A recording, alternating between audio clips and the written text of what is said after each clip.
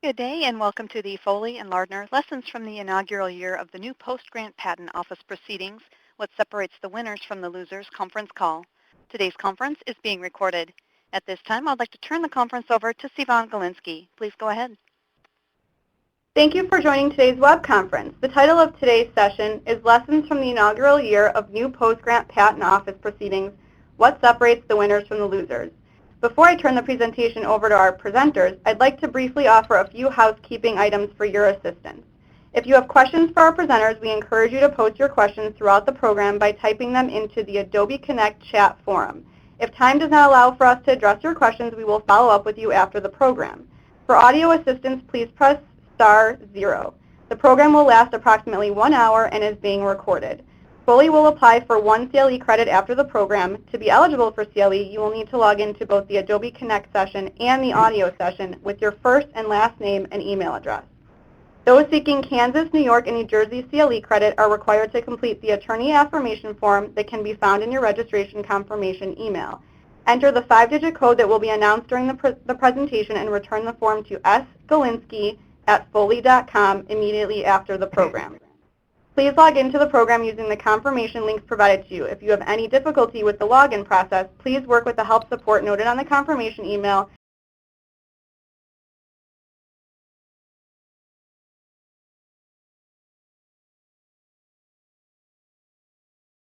And now I'm pleased to turn the presentation over to our presenters. Today we have C. Edward Polk Jr., former USPTO Associate Solicitor and current Chief Litigation Officer at Excella Pharma Sciences, LLC, Andrew Belush, former expert legal advisor to the Undersecretary and Director of the USPTO and current Vice Chair of the Patent Office Trials Group at Foley and Lardner, Stephen B. Mabius, IP Partner with Foley and Lardner and member of the Patent Office Trials Group. Ed, Andy, and Steve, please proceed. Well, thank you and welcome everybody to our conference today. I'm going to quickly run through these initial slides that just provide the background of today's presenters. And as you just heard, we have Ed Polk joining us, who's currently with Excella Pharma Sciences, LLC. We also have myself. I'm a former patent examiner at the U.S. Patent Office and currently partner at Foley and Lardner and a member of the Patent Office Trials Group. And with me today is Andy Belush, who's a former expert legal advisor to the Undersecretary of the Patent Office and the Vice Chair of Foley's Patent Office Trials Group.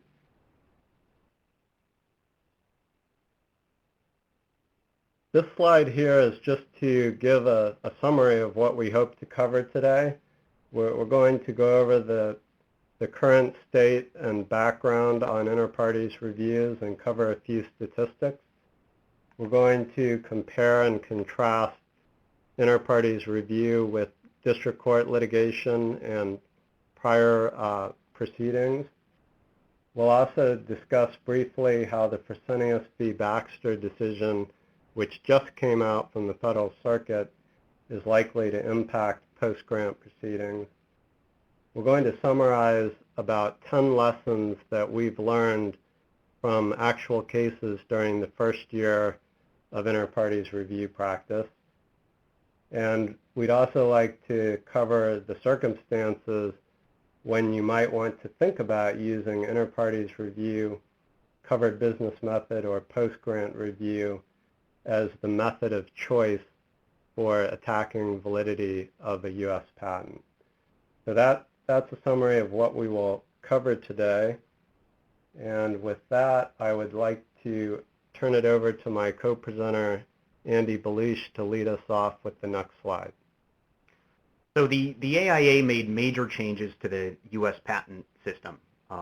Definitely the biggest changes in 60 years. We all know that the AIA moved the U.S. from a first-to-invent patent system over to a first-to-file system. But what is shaping up to be a much bigger impact on the U.S. patent system is all of the new third-party avenues for attacking a patent in the U.S. Patent and Trademark Office as an alternative to litigation. So we have ex parte reexamination, which has existed since 1980, and that remains relatively unchanged by AIA and remains a viable option. On top of that, you have the new inter-party review, IPR, which takes the place of inter-party reexamination, which was created in 1999. IPR is now available for use against all patents, regardless of filing date. So this applies to patents that existed before the AIA and those after the AIA, regardless of filing date. So it now does apply to both first to file patents and first to invent patents. Another post-grant proceeding is post-grant review, or PGR. This proceeding is only available against first to file patents. So as first to file patents, which have an effective filing date on or after March 16, 2013, as these first to file patents begin issuing in bigger numbers, we'll see PGR pick up as well. On top of that, for a specific subset of patents, so-called covered business method patents, you have a dedicated proceeding, CBM. Covered business method patents are those that relate to a financial product or service, and it is a specific proceeding just for them. So CBM is available to attack covered business method patents, in addition to being able to attack those same patents with IPR and PGR.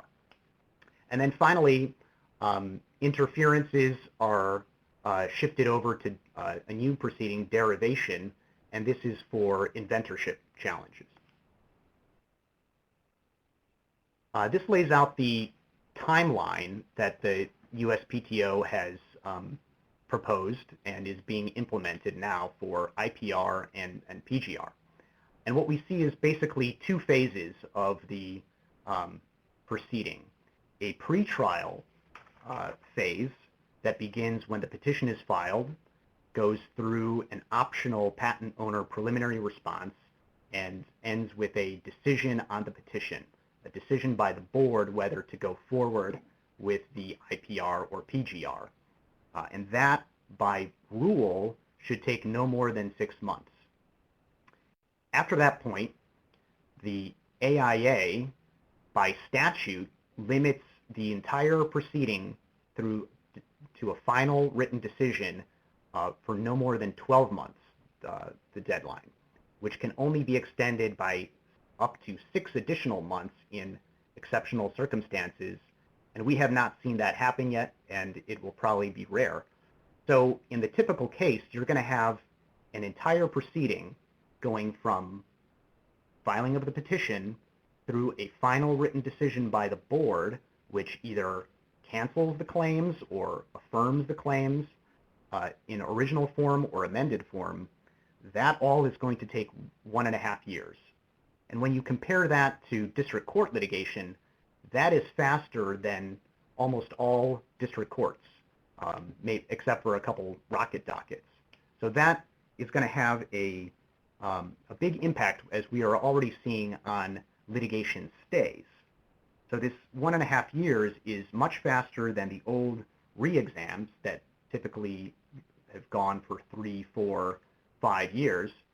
And we've already seen evidence of this just last week in the Softview versus Apple case in the District of Delaware.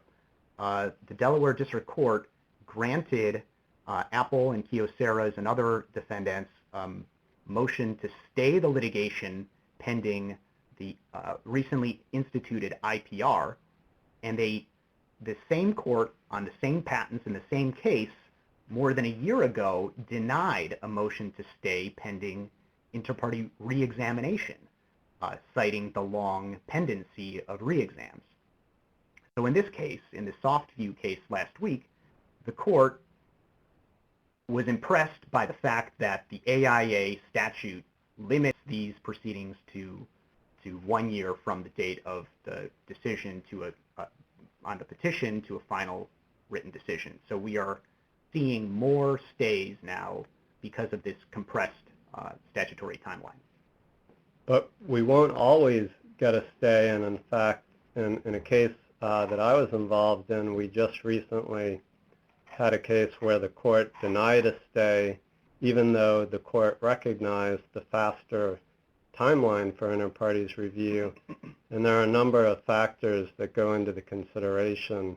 In our case, there were additional patents involved in the litigation that weren't being subjected to inter-parties review. So the court concluded that there shouldn't be a stay issued in that particular case. And Ed, I wonder if we could get your comments from the point of view of a pharmaceutical company about whether a stay is helpful or harmful in a given situation.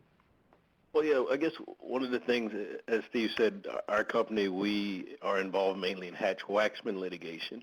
And I guess it seems to, the stay, the whole proceeding and the stay itself seems to cut both ways, because from the one standpoint, you're looking to see, it seems to proceed pretty quickly. And from that standpoint, say if you're the person, a company trying to make a generic product, and you want to challenge the patents, you could get a decision from the PTO much earlier before you get to trial, which would, again, from the person who's challenging the patents would be a good thing. But what would be of concern is the stay, because certainly during a Hatch-Waxman litigation, the patentee or the brand company certainly would like the proceeding to take as long as possible, where the generic company is certainly on the opposite side, wanted to go as quick as possible. So if you guys could maybe kind of talk to that, what have you seen the likelihood of a stay actually happening, and who actually can request a stay? Yeah, the likelihood of a stay, it's going to increase definitely if all patents in the litigation are challenged in the office proceeding. Also, the sooner the motion to stay and the inter-party review is filed, the better the likelihood. So that's another factor. But I think if those factors are satisfied, you see courts leaning on the fact that you have a strict 1-year statutory time limit. They're satisfied with that and maybe want to put this case on hold on their docket. But that, again, maybe we sometimes see a judge by judge, personality outcome on that. And this slide shows and putting together all of the new third-party invalidity attacks on one timeline, going from the filing of the application before it's issued up to issuance and all the way through the expiration of the 20-year term. At virtually every stage of the patent's life, there's an opportunity for a third party to attack the patent. So the AIA created these new pre-issuance submissions that can be filed by any third party and submitting prior art to the examiner. And then after issuance, you'll have the 9-month post-grant review window. After that, the inter-party review, second phase window. And all throughout, you've got ex-party re-examination as an option. And the different colored lines show the estoppel. And we'll talk more about estoppel in a few slides, but estoppel limits the ability of a challenger to mount another attack based on the same art or art that could have been raised. And you see the green line shows no estoppel. So there are several ways to sequence these challenges where you get no estoppel. So multiple rounds of attack using the same art or art that you knew and could have raised before. So from a patent owner's perspective, you need to be prepared for an entire patent's term of vulnerability, including before issuance. And then from a challenger's perspective, it's it's multiple opportunities to take out the competitor's patent. And here we have recent statistics from the USPTO. As of the end of July, we have a total of 396 IPRs filed, 39 covered business method reviews, and 1 post-grant review, as well as 1 derivation proceeding. And these are impressive numbers. And it shows that,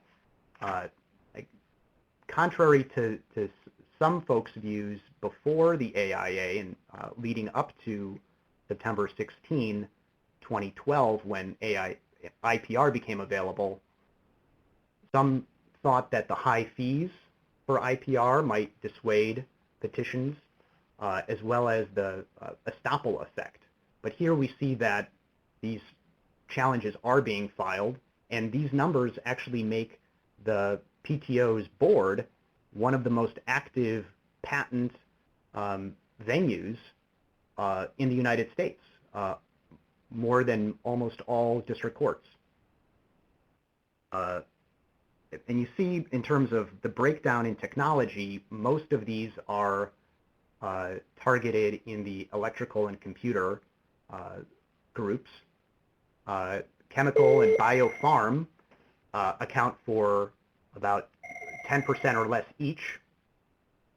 And then we have a small amount of design petition patents being challenged. And I think we might see more of that given the importance of design patents in the Samsung, Google, Apple litigations.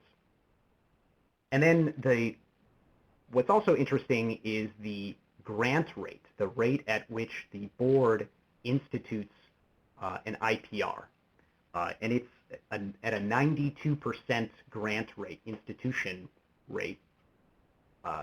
So these petitions, when they are filed, are being granted at a pretty high rate. And then another statistics that jumps out on this slide is the settlements.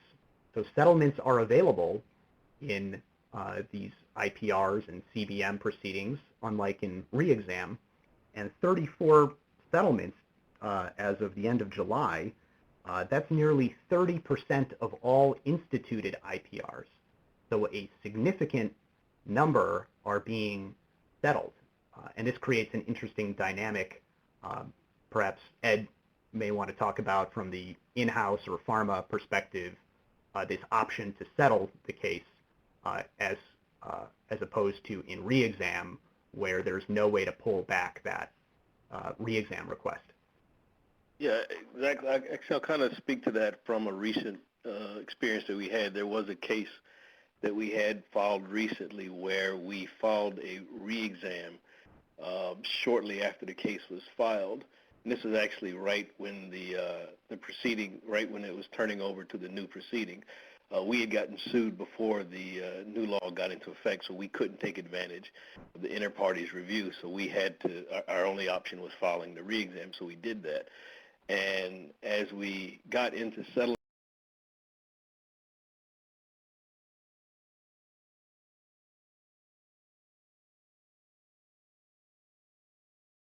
had been able to actually settle the case, or actually stop the proceeding at the PTO. That might have brought the parties a little closer to being able to settle, but ultimately that was a sticking point, and we ended up going to trial anyway. So I think that new procedure, at least being able to settle it does have offer the ability to file the proceeding, but always use it as a sword at some point if you want to settle it, to take it away through a settlement negotiation.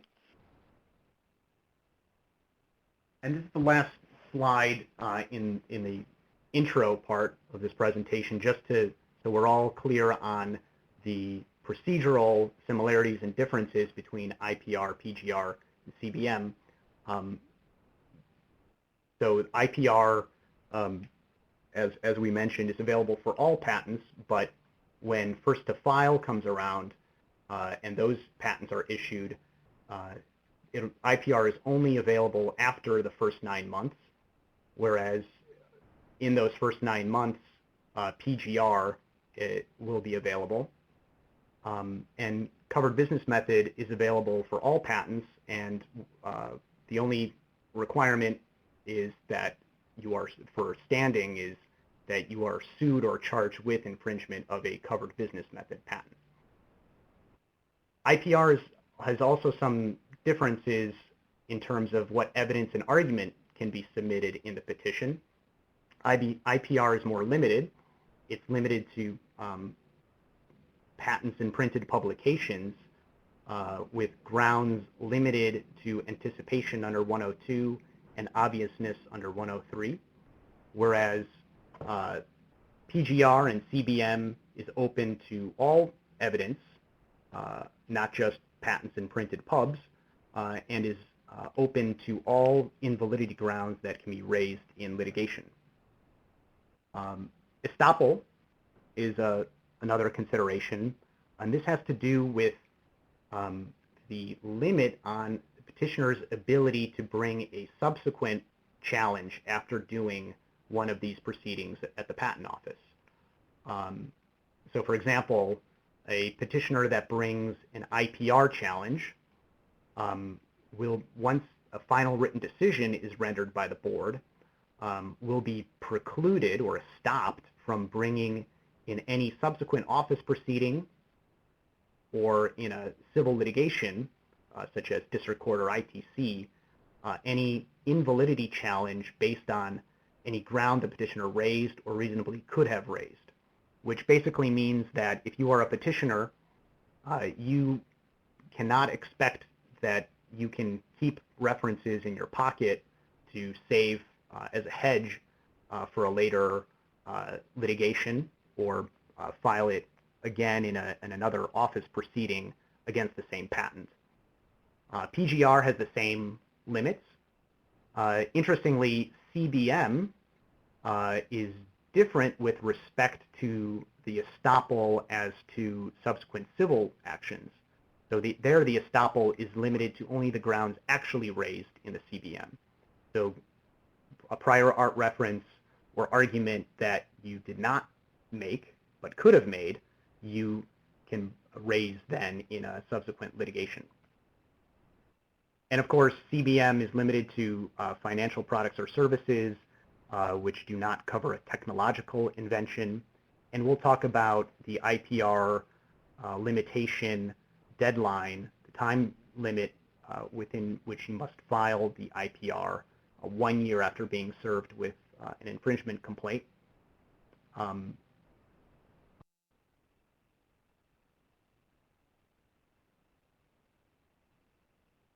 I'll go ahead and take this one here. When it talks about when and how does IPR, inter-parties review and post-grant make sense.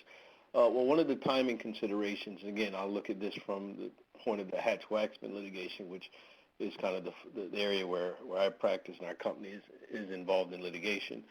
You do have that 45-day window in which you send your letter to the brand company, let them know that you file an ANDA or an NDA or whichever the case may be, and they have that window in which to file suit. And I think that gives you a little bit of time during that period to think about whether or not you want to bring litigation, actually bring the proceeding over to the PTO, because once you get sued, assuming that you do get sued, you have that 1 year window in which to actually file an action at the PTO.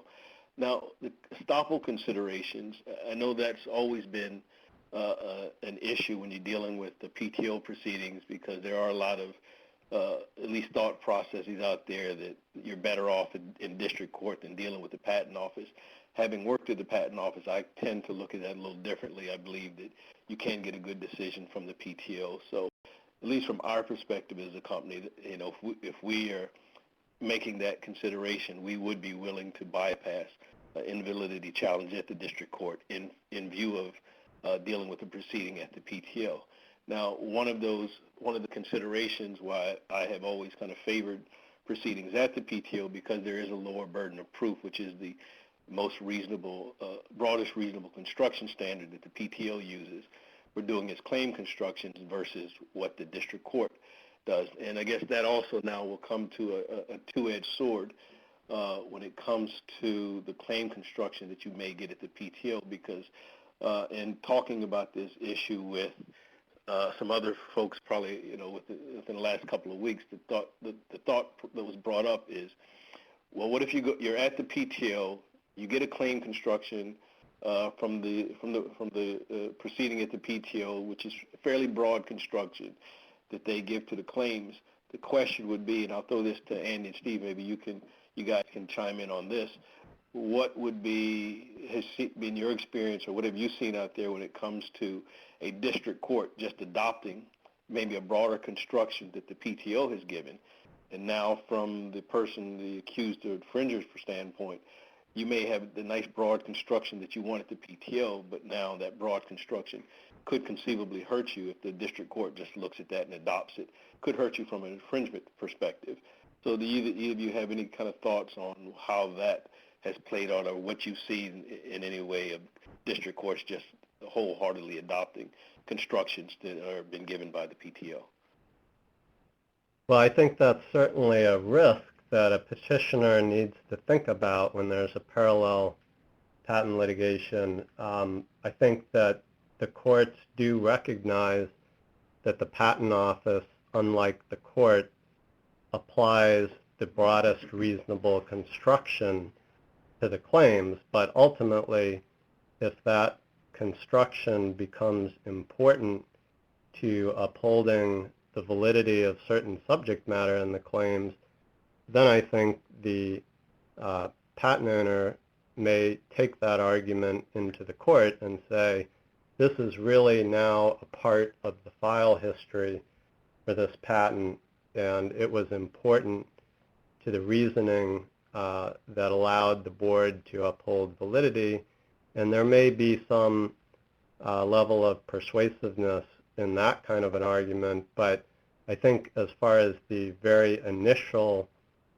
claim construction that could be adopted, the courts may still independently decide their claim construction, and certainly what we've seen is that the board will tend to independently decide its claim construction when in situations where there's a prior litigation that has already construed the patent. So I think to an extent these are going to be independent decisions by either the board or the court, but if the proceeding has gone all the way to a final decision in inter partes review, there may be sort of a file wrapper estoppel type of argument about the claim construction. And I should also add that the broadest reasonable interpretation is set by regulation and not by the AIA. There are legislative proposals out now to have the PTO adopt the Phillips district court style claim construction methodology, so that patent owners don't have to be, and the petitioner as well doesn't have to be jumping from one claim construction to another at the two proceedings. This is generally favored by patent owners to bring the PTO on board with Phillips style district court claim construction, but generally opposed by petitioners who like the broader construction at the PTO. In the last part of this slide, I'll touch it when it talks about cost considerations, and this is certainly, being a smaller pharma company as we are, cost is certainly consideration in any of the proceedings. And generally, when you look at the district court litigation, given how broad the scope of discovery is there, certainly that's usually a broad enough proceeding that is not something that you can do in-house. So even though you may have multiple proceedings ongoing with the district court litigation and the PTO proceeding, at least from our standpoint, we look at it that we internally would be able to handle a proceeding at the PTO versus having to farm that out in every instance. So that, to us, is also something where we look at it that we could be able to reduce the scope of the litigation that's in district court and do some of the work ourselves in-house from the PTO side.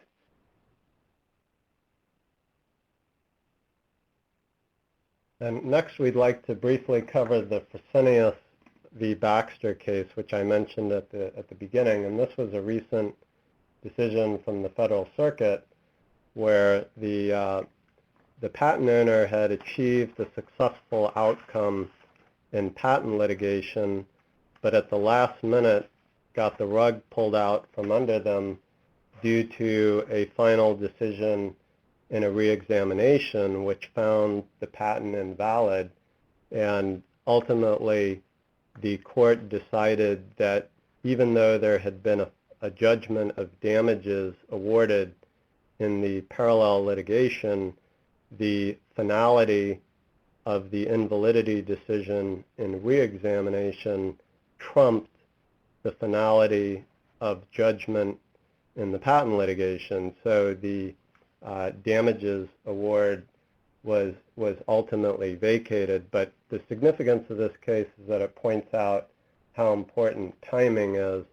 And if an inter-parties review is started at a point in time before there's going to be a final judgment, which really has to be the case because you have a 1-year time period after being sued for infringement to initiate IPR. So if you choose IPR, it's likely that you're going to get a final decision on validity before there's a final decision in parallel litigation. And this is a case to watch because there's a petition for en banc rehearing now pending, and both the Intellectual Property Owners Association and BIO have filed briefs in support of the Federal Circuit taking this case en banc. And now we're going to go over the 10 lessons that we've learned from the first year of practice in IPRs. And the first one relates to choosing an expert. And I think that in almost every IPR that we've seen so far, the petition has always included at least one declaration from an expert witness. And it's not a requirement, but it seems to be the case that when you have prior art that needs to be explained or interpreted, you need to get the evidence of an expert into the record at the earliest possible stage. So what have we learned about how to choose an expert based on what's happened in the first year of IPRs? I think what we've learned is that you need an expert who can stand up to the statements that are presented in the written declaration. And some of this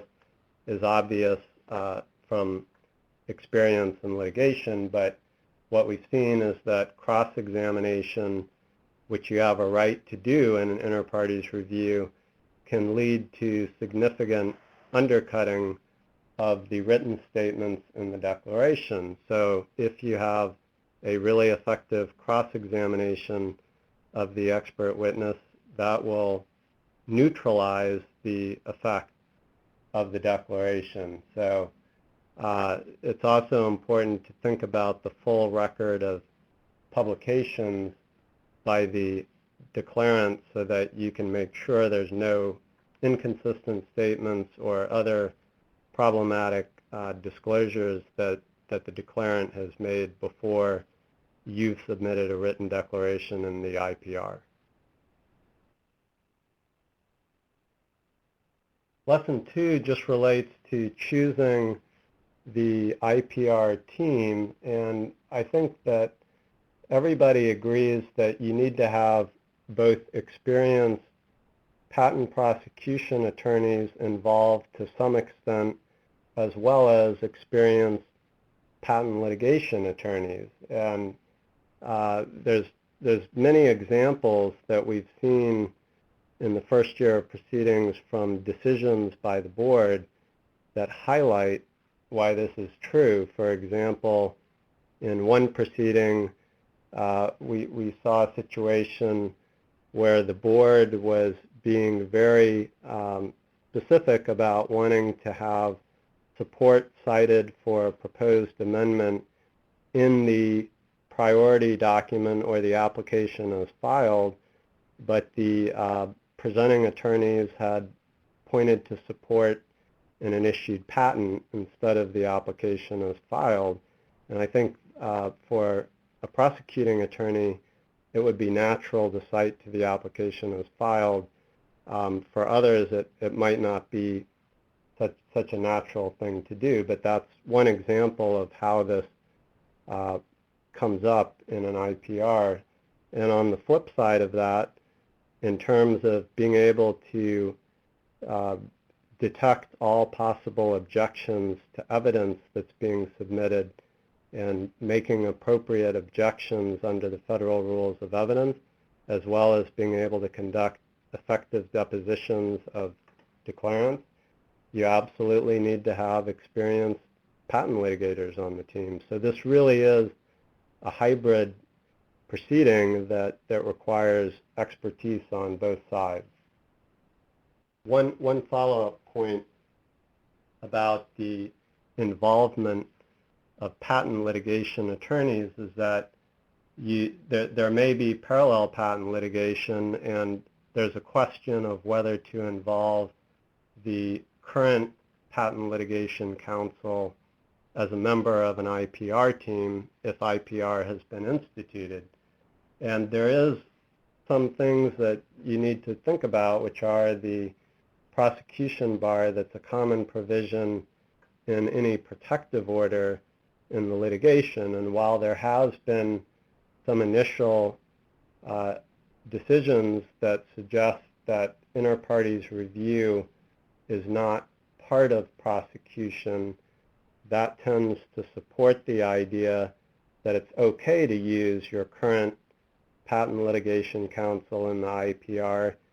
There can still be problems in situations where the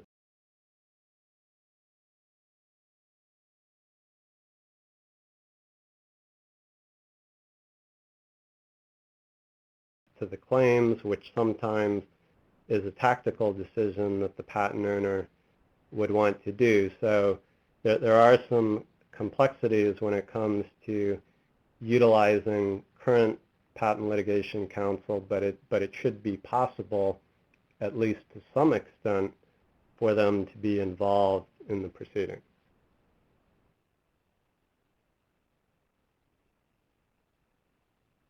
The next lesson is about petition drafting, and the theme of today's presentation is separating winners from losers. Where we see this happening is at the petition drafting stage, when a petitioner makes a conclusory or unsupported statement about obviousness, such as saying, oh, reference A teaches all of these limitations but one, and reference B teaches the missing one, therefore it's obvious. The board has been getting tough on that even at the petition stage and denying the petitions for failure to explain some reason to combine under KSR. So I think a best practice in light of the board's insistence on a KSR rationale is to go straight to the MPEP, where there's rationales A through G listed, everything from combining known elements to applying a known technique to known device, obvious to try, teaching, suggestion, motivation. All of this should be set forth in the petition and then backed up with expert declaration. Next is about, so we've selected the team, we've selected our expert, we've drafted the petition. Then the question is, when do you file it relative to a possible DJ suit that you can also bring, assuming that you have DJ standing? A DJ cannot be filed before filing the IPR petition, but it can be filed on or after the date you file the IPR petition. And this was done for a specific reason, according to the legislative history, because it gives the petitioner the benefit of filing a DJ suit and being presumptively entitled to his choice of venue when later the patent owner sues the petitioner in a different venue. So there is a greater likelihood that the petitioner's choice of venue, the DJ forum, is where the infringement litigation will happen. And you should note that the DJ suit is automatically stayed until the patent owner moves to lift the stay, or the patent owner sues for infringement, or the petitioner or real party in interest moves to dismiss the DJ suit. So this is an interesting sequencing of filing the petition with an eye towards also a possible infringement litigation being filed in your direction as the petitioner. Petitioners must be mindful of the 1-year bar. The 1-year bar in which to file the IPR petition starts on the date that the petitioner's real party in interest, or the petitioner's privy, is served with a complaint alleging infringement of the patent. And because it's not just the petitioner getting sued that triggers this 1-year bar, but also the real party in interest or privy, you need to be mindful of suits being filed against related corporate entities as well as customers, because in some situations a court might say that this customer of yours is a privy. And we do know, based on one designated as informative decision, Motorola Mobility IPR decision, that served with a complaint in this statutory provision means services of a summons. It's not just the filing of the suit and not just receiving a courtesy copy of the complaint, but it's actually the service of the summons. And if this 1-year bar has passed, you should consider whether the patent qualifies as a covered business method patent, because there is no time limit to file the CBM, but instead the CBM is triggered by being sued, or your real party in interest or privy being sued or charged with infringement. I apologize to those who aren't members of Kansas, New York, and New Jersey Bar, but we have to provide a special CLE code at this point in the conference for those people who are members of those states. And the CLE code for this conference is the number 1 and then the letters PYE, all capital. Again, that's the number 1, PYE. Another lesson that we're seeing play out is a joinder of petitions. So it's the joinder practice. And under the AIA, the director has the discretion to join as a party to the IPR or PGR any person who files a petition for IPR or PGR. And importantly, so essentially you have an already instituted proceeding going on filed by one petitioner, and you as a third party want to join in on the petitioner's side and help out with the attack on the patent. This is the procedure that you can use to do that. Interestingly, the 1-year litigation bar from the previous slide does not apply to these motions for joinder. But if you do want to do this, the board has laid out what it wants to see in terms of a motion for joinder. You need to set forth the reasons why the joinder is appropriate, identify any new grounds of unpatentability that you're asserting, and we've seen that the board does not want an entirely different petition with lots of new grounds. We have seen in one case that up to 2 new grounds is permissible based on new prior art, but in that case the prior art was cited as an exhibit in the original petition by the first petitioner. So it was not brand new art, really. And you need to explain what impact joinder will have on the trial schedule. It's a good practice. You increase your likelihood of joinder by agreeing to the already set briefing schedule. and address how this is going to simplify discovery relative to two different proceedings going on.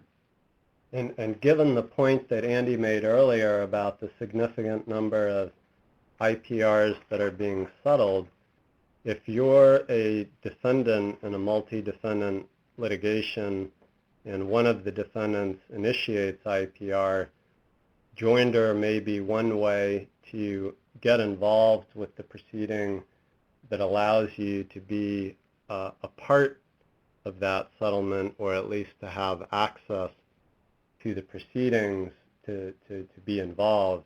Another way would be to file your own separate IPR based on the best prior art you can find. But given the fact that settlement is occurring, co-defendants in multi-defendant litigation may want to think about what to do when an IPR is filed.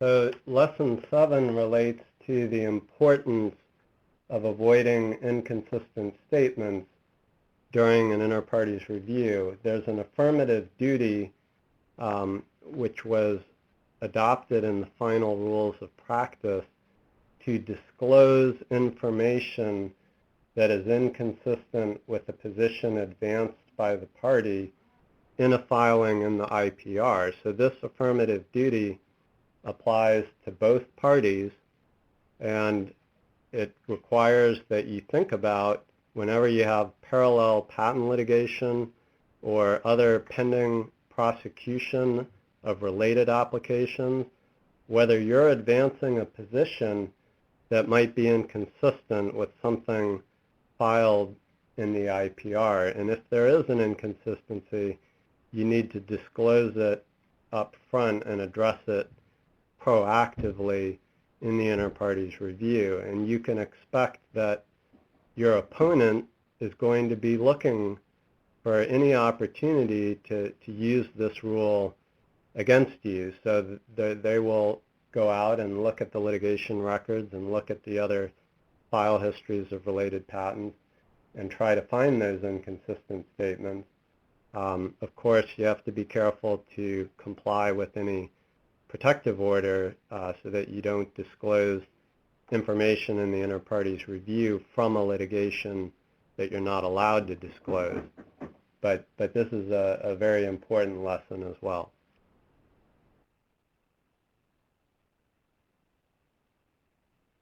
Lesson 8 relates to avoiding prosecution disclaimer. I think many of you are familiar with the fact that when you amend a claim or add a new claim in a inter-parties re-exam or inter-parties review, that creates something called intervening rights. But even if you don't amend the claims or add any new claims, and you just present arguments to distinguish your original claims over the prior art, that can create prosecution disclaimer, which may completely eliminate damages up to the point of that statement being made in the record, and may limit the scope of the patent downstream so that it doesn't apply to certain subject matter. So the lesson here is to be as precise as you possibly can when you're making an argument to distinguish the prior art. You don't want to summarize in a general way what you're distinguishing in the prior art, because that may unnecessarily surrender more scope than you need to.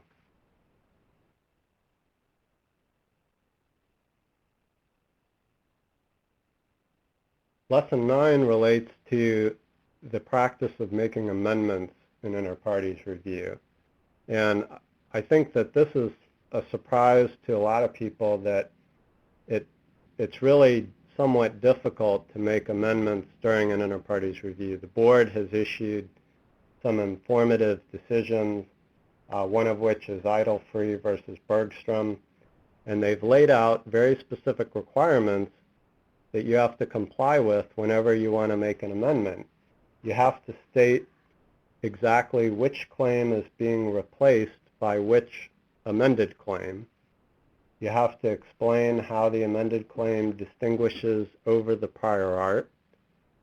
And you have to specify the contingency for entering the amendment on a claim-by-claim basis. So if you only want the amendment to be entered in the event that claims 1 through 4 of the original claims are invalid, you have to lay that out specifically.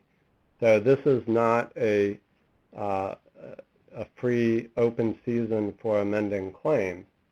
Now what's interesting is that the board has, at the same time they've narrowed the circumstances in which they will allow amendments during inter-parties review, they have actually offered to parties in these proceedings the possibility of using other proceedings such as ex parte reexamination or reissue to introduce amendments. And this raises a question that was asked by one of the members of our audience.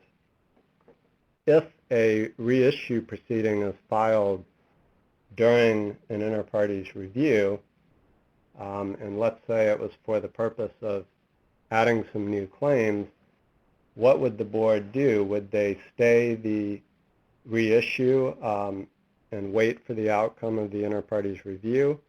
And that's a really good question. I'm not exactly sure how the board would treat the reissue. I think it would depend when it was instituted in the proceeding, in the inter-parties review proceeding. But if it came at the end, near the end of the proceeding in the inter-parties review, I think they would probably try to finish the inter-parties review, and I think their priority would be to meet their statutory deadline for inter-parties review in any case. So they're going to try to reach that decision, and that might mean staying the reissue or allowing the reissue to continue on a parallel track, but I don't think it will mean that the board is going to delay the inter-parties review.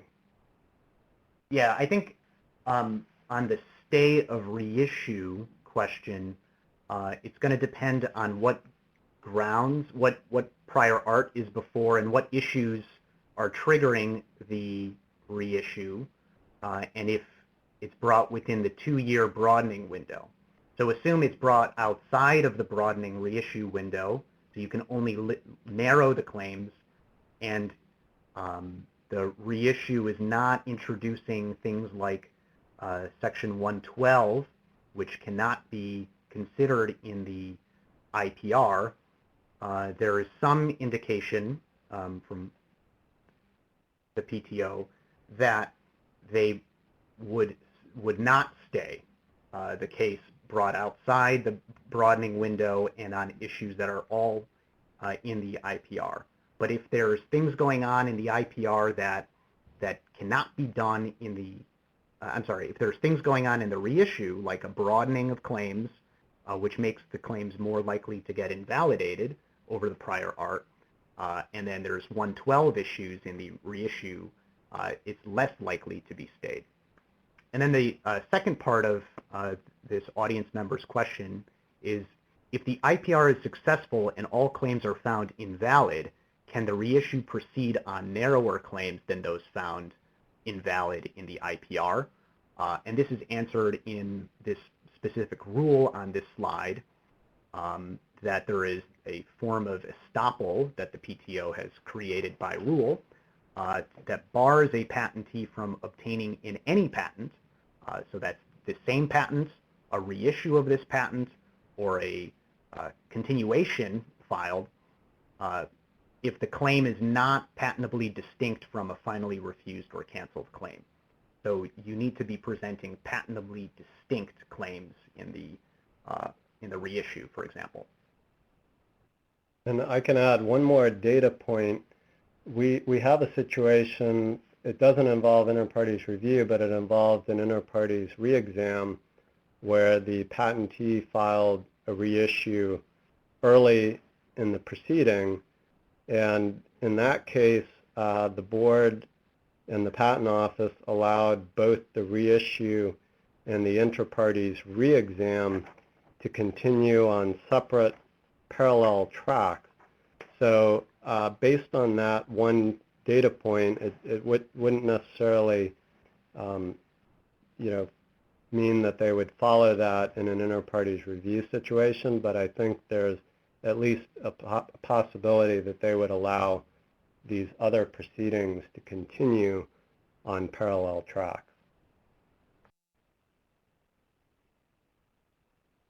And the final slide, final lesson, has to do with settlement practice.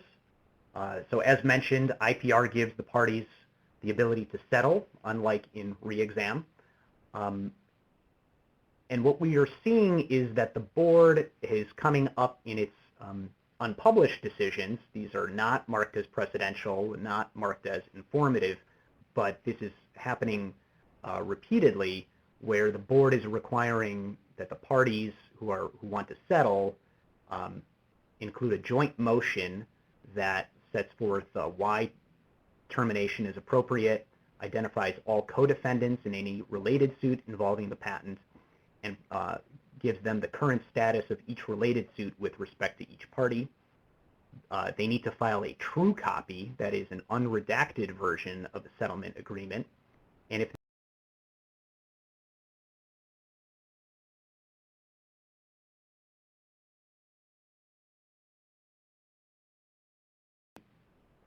available to the board and to the Department of Justice.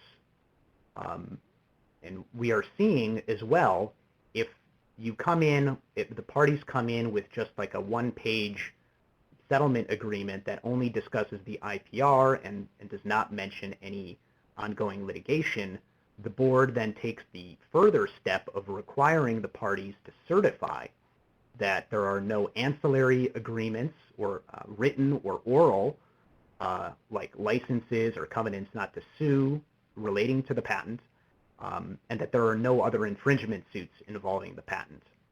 And this all, we have not seen a denial, a refusal on policy grounds to settle yet, but this potentially opens the possibility to, maybe reverse payment considerations. And on that point, Ed, maybe what's your perspective on, from a brand versus generic point of view on settlement practice, given this? Well, it certainly, I guess now that you do have that ability to settle these proceedings, one of the questions that I would have, and say there's a branded company that has a portfolio covering one of their products, they have a pending application, and you may already have, say, some non-infringement positions for the patents that they have existing, and this may be long before you even file your ANDA. You're preparing one, you're looking over the patents, you're going through that process, but you see one that they're about to issue, that's about to come issue, and you want to go. And again, this is before you have even settled or even filed an ANDA, but you may want to challenge. Again, you can, under the post-grant, you can go after those patents, I guess, within 9 months after they issue. So the thought is, if you're going after that early to kind of get that patent out of the way, I presume those would still have to be filed with the FTC or some notice maybe given to the FTC. Even the question I would have, though, even before you even filed the ANDA, which may take you out of the MMA context.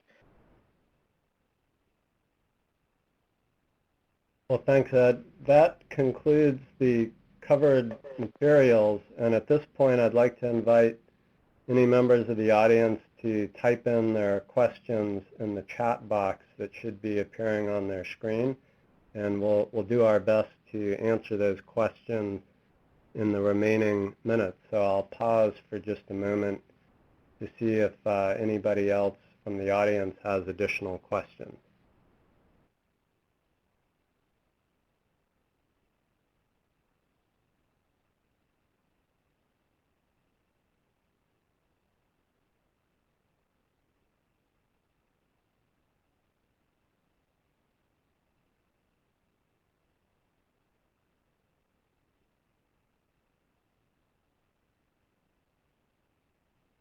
Well, I think we've reached the top of the hour, and I want to thank everybody who took the time to join us today.